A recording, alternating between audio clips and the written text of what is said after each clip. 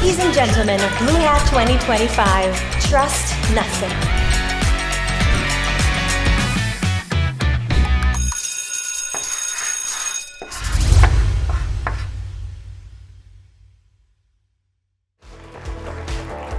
Hello.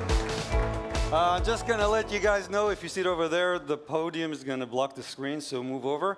Do I get a timer? Yes. So thank you everybody for coming over. These lights are quite bright. If you could dim them a little bit, that would help. Let's start by why are we even here? Because this is kind of weird. So, who am I? I am a geek, which is quite obvious. I am a reverser, which was said in the intro. I'm a hacker, back from the days when it actually meant something. Thank you, Karen. I'm a retro computing collector and restorer, and that is everything up to, let's say, 92, 91, give or take. And I'm too curious, which is why I engage technicians. So if I will walk anywhere, and I will see a technician servicing something, an ATM, a billboard, a payphone, I will talk to them and get some information from them. So this story begins 20-something years back when I was walking back in my old neighborhood, and the technician was servicing a phone, and I started talking to him, and he said some interesting things. He said, this is not a stupid phone, this is a smartphone. There's a whole computer inside. The computer can self-diagnose, and it's connected to the back end, so if something breaks, the phone already tells the service center what spare parts the technician should bring with him, and I was really impressed, and I completely forgot about all that until a few years back. This is actually not from recent years. We will treat this as a cyber adventure, as appropriate to the conference. So we start with reconnaissance, right? We're trying to learn the secrets of the phone, so let's get intelligence, manuals of similar phones, and guess what? There's actually a website called Payphone.com. I didn't actually know that. And that website has manuals for a bunch of different phones. Now, these are all not from Israel, and if you look at them, you'll see that they're all kind of coin-operated. So I was getting the idea that it's not going to be a good match, but you know, nonetheless. And I was also searching Google for the Israeli press. I was trying to get more information. I can tell you, for example, that the phones at the peak had about 27,000 installed around the country, and they have been taking them off. And now you only have them in certain specific places and for certain specific populations, but most of them are being removed from the street. I did not expect, however, to find this particular piece from Makor Rishon, which is kind of a religious sector newspaper, but anyway, so I had a little bit more information from there. So that meant that I started to keep my eyes and my camera, and I want to say it now, and it will relate to something I want to say at the end. I always take photos of what I do. It's not because I know that I want to give a talk about that or write a blog about that. I just document my work, and it helps me learn, helps me remember, helps me reference. So as I was walking around Israel doing my thing, I started noticing those because now I was aware. And again, this is a few years back, and I'm seeing more and more of them. Eden, you should recognize this one. This is when you come back from Jordan after diving. That's at the border crossing near Eilat. And that was really nice. So there's a bunch of them, and I'm like, okay, this is going to lead somewhere. So of course, the first part is to get one, because I didn't have one. Now, it's always nice to pull the neat tricks, but sometimes it just helps if you ask, right? So I reach out to Bezek, and I say, hi guys, I'd like to have a payphone. And at first they're like very collaborative. Yeah, sure, let us know. Why do you need it? Let me get back to you. And then it gets a little bit more complicated. By the way, if you don't speak Hebrew, she says, we contribute, or we donate the phone, and it costs 1,500 shekels. So I don't know about that. But anyway, I was willing to pay because I was really into figuring out what's inside. And then the plot kind of twists, and she says, sorry, you can't have it. And I'm like, but why? You're literally dismantling them and throwing them away. Why can't I? I was willing to pay, okay? I'm not even asking for a favor. And as you can see, I didn't get any reply. This was October 30th, 2019. So, okay, the second option is secondary market. If I can't buy one from the proprietor, I was looking at Facebook Marketplace, and there was this guy, and he said, yeah, I sell those. He had more than one, and I went to Binyamina, which is a little bit to the north. Cost me, I'll be honest with you, 900 shekels, which is not petty cash, but I really wanted to know what's inside. So I got it, wrapped it really well. It's this one, by the way. It is the quite well taken care of. It's very little scratches, nice piece of hardware. And then I got home. And of course, like any good cyber operation, you want to have initial access, right? And here's the problem. The phone is actually locked. And it's not just locked. It's like a Yale pin-in-pin lock. It's something a little bit more complicated than what you have in your regular door. This is what it looks on the outside. You can see the pins over here. But inside, it's even worse. It's a pin inside a pin. So if you want to pick that, you got to be able to pick the outside pin and then the inside pin, which are two different things altogether, right? And lucky for me, I was going to speak at a conference in Bucharest, DevCamp, terrible name, but great conference. And maybe just because I'm Jewish, but I love that conference. I go there all the time, and I really love them. And they invited me to speak, and I went there. And it just so happened that they have a lockpicking village. And it just so happens that a dear friend of mine is running that lockpicking village. And I came to him and I told him what I was doing, and I showed him the photos. By the way, another reason of why you should take photos of what you do. And he just gave me this set of pics, right? Now, retrospectively, in Israel, it is illegal to walk around with a set of pics, let alone fly into the country with them. I didn't know that, but never mind, statute of limitations. This is what the keys look like. Here you can actually see the pin inside pin thing. And just so you get an idea of how hard this is the lockpicking lawyer showing a little bit of how to work this out. This open. I'm going to use a 50 thousandths thick turner and this custom dimple pick that was given to me by a friend. Adding a lot of tension because it is rough inside, so we have to push past that. Click on the outer pin on 1, outer pin on 2, outer pin on 3, nice click there. Right, so you get the idea. This is difficult, and that's a guy with 2 hands, right? That was my first challenge. A few moments later. But with a little bit of perseverance, I actually got it open. Thank you. So that's the open chassis. This is the work table that I had. And next stage is discovery. We're in. Let's look around and see what we have. So this is the open box. And here's what we have. This is the motherboard. It's inside this beige plastic on both sides for insulation. We have the earpiece. We have where the phone line is connected.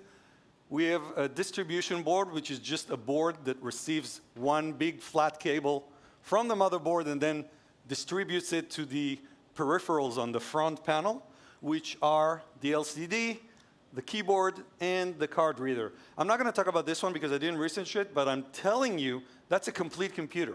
It has its own CPU, and that's probably a follow-up research if I get to it.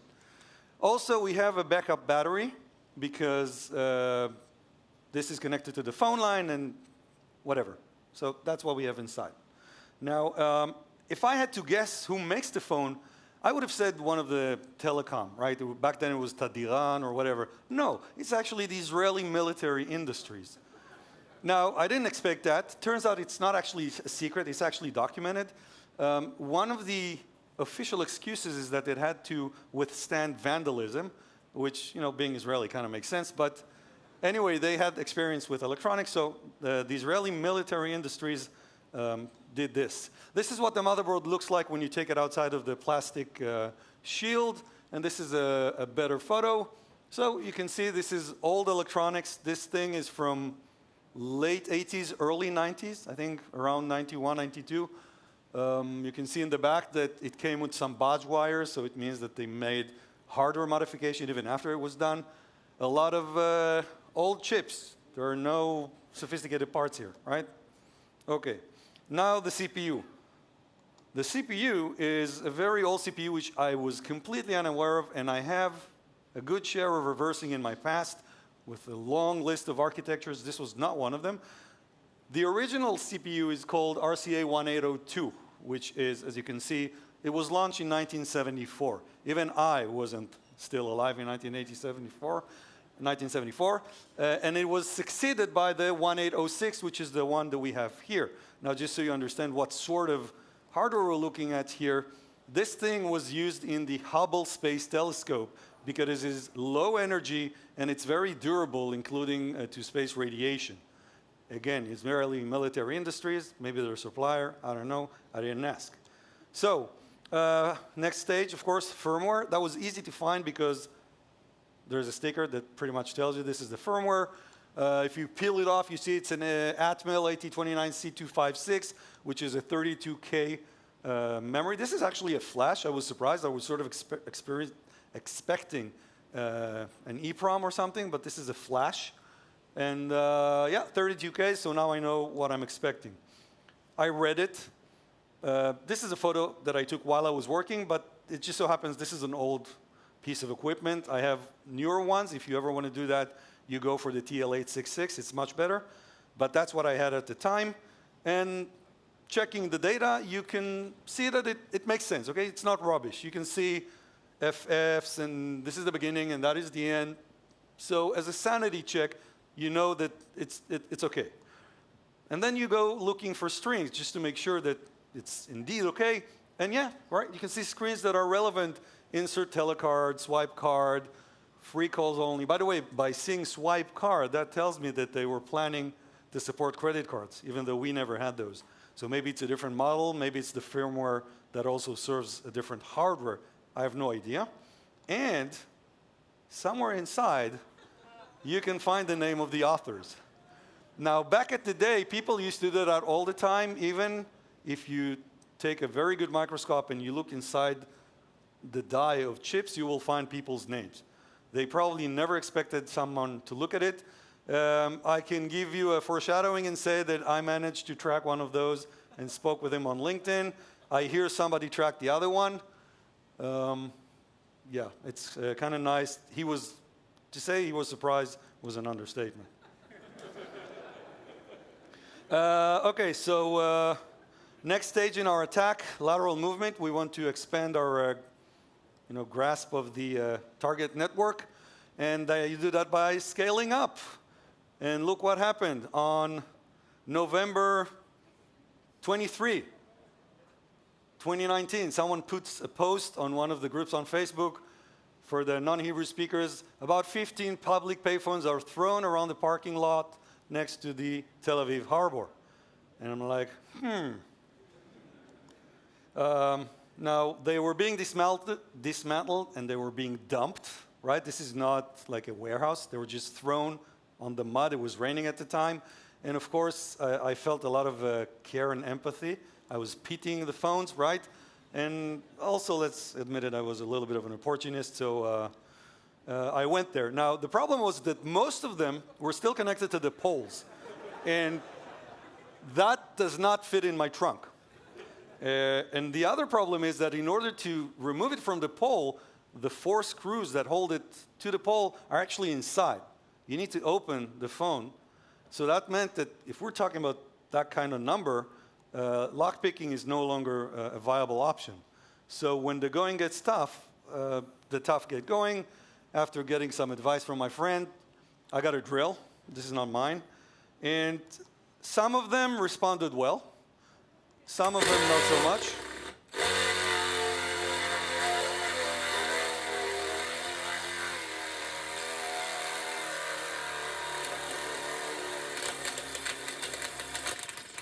Yeah. And giving up. Didn't work. However, after a bunch of trips, I ended up having my own PSTN network at home. And I rescued 12 additional phones in addition to this one. And now it was, there are implications when you go dumpster diving. I had bugs in my hardware. So this is a stills photo. These ants were alive. Okay, they were crawling over my, I didn't take a video, but I have a bunch of stills where you see the ant moving. So yeah, dumpster diving. All right, so we have more of them. Now we need to be able to reverse it. And for that, you do resource development. Now, if you look at the CPU, you discover that it's very weird, especially if you're reversing any time in the last 20 years and you have any idea of what a modern CPU is like. This one is very weird. It starts okay by saying there are 16 general purpose registers, there are 16-bit, and they have a higher half of 8 and a lower half of 8. That's fine. That's just like the 8086. But then it turns out that there's a register which tells you which one of the 16 is the program counter. And that can be any one.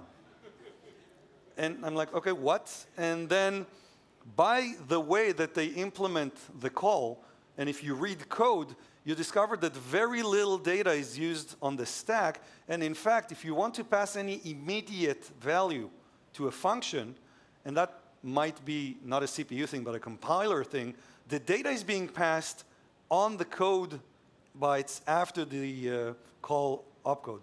And I will tell you right now, no existing disassembler can use that can parse that. So looking at the existing tools, there's IDA Pro, probably the leader in the reversing community, and it supports a gazillion CPUs, except the 1806. So we're like, OK, let's go to Ghidra, which is the open source NSA tool. It doesn't support a gazillion CPUs, but that doesn't support the 1806 either. So I went looking for non-advanced disassemblers, and I did find one. Someone wrote a disassembler because this CPU was in some phone by Nokia, which he was trying to reverse. That's how the disassembler takes the input. You have to convert the binary to a text file, and this is the output that you get. I used to do that in 1990. That is not fun. That was before interactive disassemblers, and I had no intention of doing any work with that, let alone for 32Ks of data. So I had to write my own CPU module, and now we have two options. We can do it for IDA Pro, but that is a C++ SDK development. If you haven't noticed, I'm a reverser. I'm not a developer. I don't like developing. There was an option to do it with IDA Python. I wasn't very fluent with Python back then. And I didn't have the latest version of IDA. I had one legal version that I got a few years back for my work, but it was outdated and it wasn't going to work. So I'm like, OK, it's not going to be this. However, if you look at Ghidra, it's an open source project. Defining a CPU is done via a text file, and it's free. So in order to be able to write a CPU module, you have to really understand the architecture. So you start by RTFM, like everything. Clock cycles, how opcodes are built from which subunits and everything. And then you read some more, and when you finish reading all the manuals, you go read some stuff that other people wrote as they worked on it. And that gives you a good understanding of what it looks like. And I also found a presentation that was given on the Infiltrate conference in 2019 that was in general talking about Ghidra, but one part of it was talking about developing new CPU modules, and that was helpful for me. And also there were examples that you could look at and copy. So specifically the MSP 430, I don't even know what kind of CPU that is, but it was an example. And because this is a text file, you can read it, you can copy and paste or mimic it or fake it till you make it, call it whatever you want, but it's a good place to start. So I start by preparing a list of all the instructions based on the opcodes. So you can see that some of them are just numbers, but some of them actually, the lower nibble is part of the opcode. Like, it's the register selector, for example. So I made a list of all those, and then I started creating the definition. You start by telling Ghidra about the architect, language, sorry. So it's a big endian language, 16-bit, and then you go, and this is where you actually define the architecture. So you define which registers you have, and you define how opcodes are built and how operations are done. And basically, whatever the CPU does and however the CPU is built is being defined by these files. So in the beginning, you start by using all sorts of instructions on how to extract certain bits from certain opcodes in order to know what you're going to do. And then there are some macros that you're going to use again and again. And then you start with the definition of instructions. Some of them are relatively easy. Like, for example, the BR, which is branch. So it's just go to and then the address. That's easy. But some of them actually implemented a sophisticated logic. So you can see, for example, the S call, which is the subroutine call, it actually implements an entire logic of putting data on the stack and then switching registers and storing registers, and that's how you implement it. And in the middle of all this effort, I was invited to a conference in Cancun, but I was so obsessed about this thing that I was sitting by the pool in Cancun and working. This is the file that you saw before, the list of opcodes. And I was really like, I wanted to get this done. This is all about curiosity. Like, really, this is, I don't need this. I want to know. And of course, there's nothing I can do with that either. I want to know. And the first success was managing to create the module and having IDA loaded, right? This is now an option. You can see the 1805, which is the predecessor. I started with that.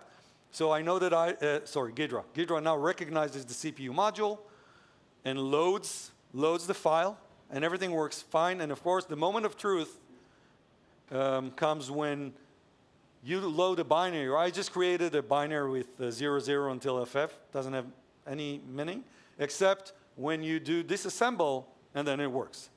And that was, for me, like a big achievement, because I had never created any CPU module for any of the disassembler.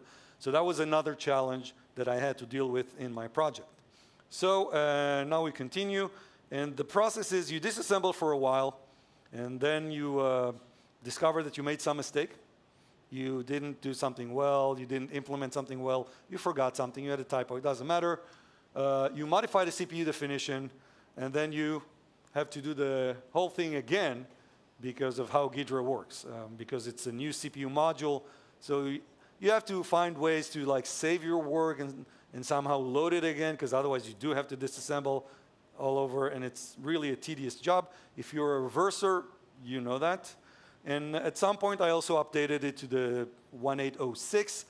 That was particularly the advanced instruction, the call instruction, and everything. And yeah, I had a module. Then came another problem. Back in the 80s and early 90s, someone was mentioning, I think the guy before me was mentioning when he was talking about the packets that he was looking at and the GET, and he said ASCII encoded. So ASCII, which is American Standard Code for Information Interchange, only covers the first 188 bytes. 120, sorry, from 00 to 7F. And everything that comes from 80 and later depends on the context. And back in the 80s, if you remember, these were called code pages. And DOS, and Eden probably remembers that because that was our time, had a command called chcp, change code page, right? And you can see that certain code pages had Hebrew begin at 8.0, like I mentioned before, the non-standard ASCII. So 80, and here again 80, and some started it later. Here you can see it's at E0 and so on, but not in our code. If you look at the strings here, these are all strings that get sent to the LCD here. So you can see, yeah, that's not really going to work. You can see here, like the 20 is a space, right? So you know that these are strings, and that's Hebrew. So to make a long story short, the Hebrew starts at 0xa0, which is non-standard. And I needed to find a way to translate that so I can properly understand what the string said and give them names which would later be used when I was reversing. And then another different came to my help. Tomel, you're here? I saw you earlier. Where's Tomel? Raise your hand if you're here. I don't know. Anyway, I saw him earlier. Tomel helped me with, as I said earlier, I wasn't that fluent in Python back then. Tomel helped me with the script to translate the Hebrew. And this is what you have now. Now, I was able to name the locations with their Hebrew content. Now, note that byte-wise, the strings are left to right. They're inverted, but it doesn't matter. As long as I have a name for the location, then I can use it. And that was great, so I was able to do my thing. And now comes the interesting part. You want to do execution, and you want to do command and control, although arguably what you're going to see can also count as exfiltrate. Doesn't really matter, it's an opinion thing. So, at some point, I decided that I wanted to get the phone to run. I will tell you now, if you try to connect it to a regular phone line, it doesn't work. It requires a special trunk because there are some special signals that I was maybe hoping to find out what they are and maybe reverse the protocol, but you can't just connect this phone to a regular phone line, and that didn't work. But as I was looking at the design, and I showed you earlier that it has a backup battery, I just said, so what happens if I plug 5 volts inside? And the phone actually woke up. But I got an error message. It says the phone is not usable. And okay, but you know, I mapped all the strings, I gave them names. Shouldn't be a problem to find where the code is. And indeed, not a problem. You can see here, I already found out which function loads a string to be displayed, and I already have, where is that? The name of the string because I managed to decode the Hebrew, so I know exactly where is the point in the code where this message is being displayed. The only problem was that there were no less than 13 different places that flowed into this location. So this was a common area piece of code, and I had no idea which one of the 13 places was generating the error. And if I don't know which one it is, how can I reverse it and fix it or bypass it and get the phone to work, right? I can't do that. So I had an idea. Don't ask me why. I said, well, what if I eavesdrop on the address bus and I look at the fetched addresses and I'm just going to look for the address of that routine and then just look up in the history and see who called it. Now, of course, this is not the easiest solution, but nothing about this project is about being easy. This is a challenge. And I'm stubborn and I'm curious, so I decided to do that, and I used the Soleil logic. I had the 8th channel back then. Today I have the 16th channel, and if you look at the pins, you can see that I'm connected to ground and the address pins, and I managed to capture 7 seconds of data, but to my disappointment, I did not find what I was looking for. Now, I don't know exactly why, okay? Maybe I crossed some of the wires so the bits are flipped. Maybe I was not listening to the right place. Maybe something else. I don't know. Bottom line, this didn't work. So, as we say in Hebrew, if it doesn't work with force, then use more force. So now it's become personal, and I said, okay, I am in possession of the code that sends information to the LCD screen, right? I know that. I could patch the code and just print the address, right? I mean, it looked like it. So that was the solution I chose. Obviously, not the easy solution. Now, in order to do that, you need the following. One, you need to hook all the locations that jump to the error printing code. You need to store the address that you came from somewhere and retrieve it later. You need to resume the original execution, and you need to overwrite the printing function in order to print your data and not the original one, right? So that was my plan. It was an easy plan, which required the following. I must find unused memory areas for the hooking code because I'm going to add code to the system. I didn't want to start overwriting stuff that I didn't know what I was doing. That could crash the code, and then I wouldn't know why it didn't work. I needed to determine which registers are available, because if I overwrite registers and then the machine is expecting some values, that will not work either. I need to be able to convert the address to a string, and I needed to have an assembler, otherwise this would be a bitch, and I was not going to manually assemble a piece of code. There is a limit to what I will put myself through. Of course, I'm lying. If I didn't find one, I would do that, but I did find one. So this is the mapping of the three areas. So the largest block was this one, almost 1,000 empty bytes, which I could use. And I was looking at the registers, which ones are immediately overwritten, so I know that no one is expecting any value. So I knew which registers I could overwrite. And turns out, and it's not exactly a ROP gadget, right? I'm not that cool, but there was already a function that converts a byte to a hex string. This is the benefit of properly covering your bases, right? Reversing the code, looking for interesting functions, giving them names, and then you know what you have and you can use it. And then I found the assembler. It was some open source project somebody wrote, and I used it. And this was what the initial plan looked like. This was where the hooks go. There's a list of hooks of all the locations, and then they all store the address and then jump to the next part, and the next part converts the number to hex, stores it, and then resumes execution. Now, there's already a problem in this code. That was just the initial plan. I'm not going to make it into a riddle. I can tell you that the address where I was planning to store the data is in the ROM, so I can't actually store it there. I can't just override the string, the phone is not in service. I have to store it somewhere else, and just printing the address was not cool enough, so here's what happened. Save the string somewhere else and skip the address assignment, and then print a nice English text. So let's look at the code. This is the actual ASM code that I use the assembler for. This is where I'm setting all the hooks. Each hook is storing the address of where it is. And then we have the part, the second patch, where we start copying that and storing it in memory and converting it to a hex. And then you can see at the bottom, I'm building the string by overriding a pre-allocated space of the 4 Z's that will be overwritten with the address. And then I'm going back to the original location. And the result, the address is 4930. Now, I really, thank you. I really wanted to do this on stage live and show you guys, but these things have been on the shelf for 5 years. And for the life of me, I couldn't get them to boot again. So my next lecture would be about restoring a payphone and making it work again. And then we can continue the research.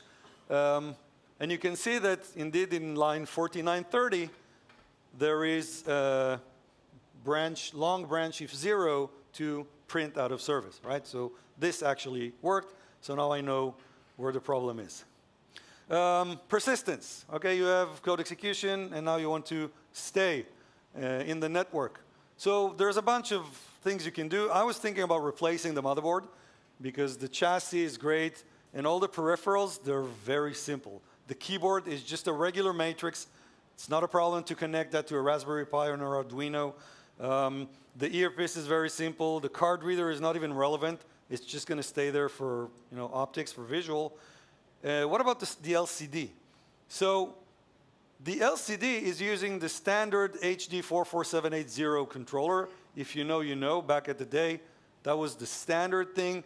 And this, in fact, has, it's easy to check, and it has ready-made libraries for Arduino. You don't have to do anything. You just import the library.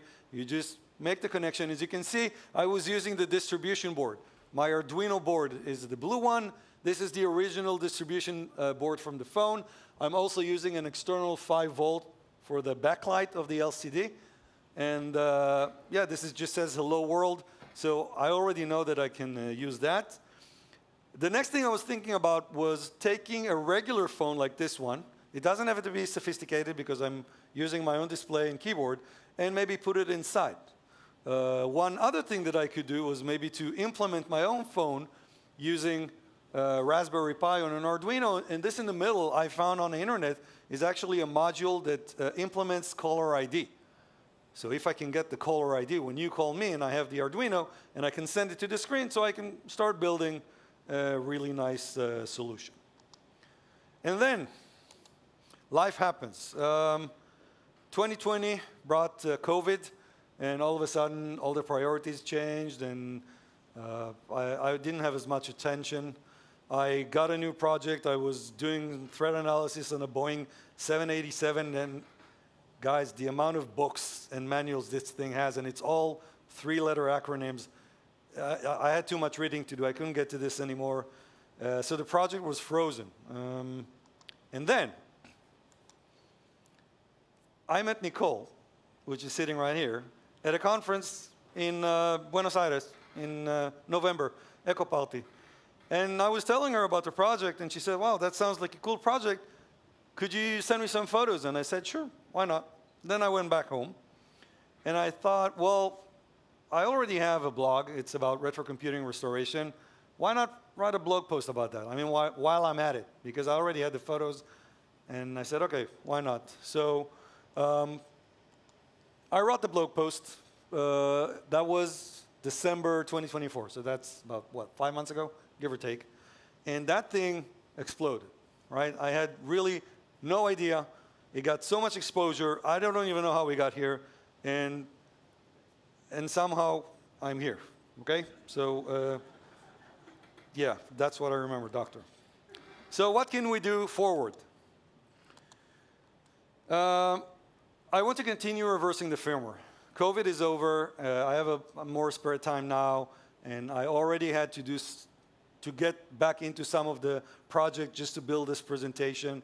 So I can continue the work. I already have everything set up for me. I just need to continue. Maybe a follow-up talk, like if I find some more cool stuff, or maybe if I reverse the card reader, then maybe next year or the year after that. Maybe we can build a modern replacement. I mentioned that. Maybe we can do a CTF out of this. Maybe in B-sides, I don't know. We'll see about that. Now, this is the last slide, but I do want to say a few things. When I wrote the blog post, for me, it was just another blog post, and I have a lot of those. And I really did not think it would get this much attention. And so many people were so excited by this. The blog post, by the way, is not as technical. The blog is for friends and family, and it's less technical, a lot more explanation, and it's in Hebrew, because there are not enough resources in Hebrew. So I did this.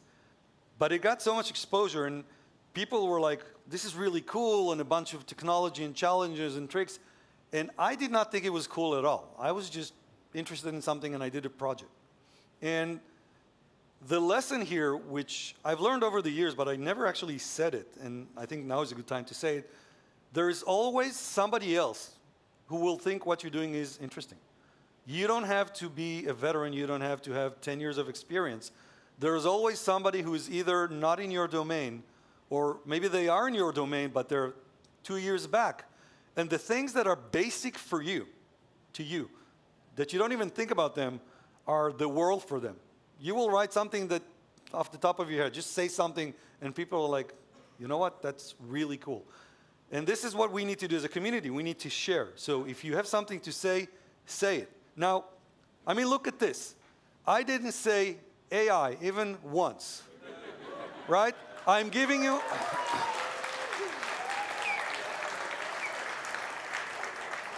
I mean, this talk is my project. I do work at Zenity. I am hiring, talk to me later, but I just gave you a talk about a project I did 5 years ago on a technology that is from 30 years ago, okay? So it's still cool. It's still interesting. It doesn't have to be top-notch. So share your knowledge. Find your channel. It can be a blog post. It can be these conferences. There will always be someone who is excited to hear what you want to say, and will learn from you.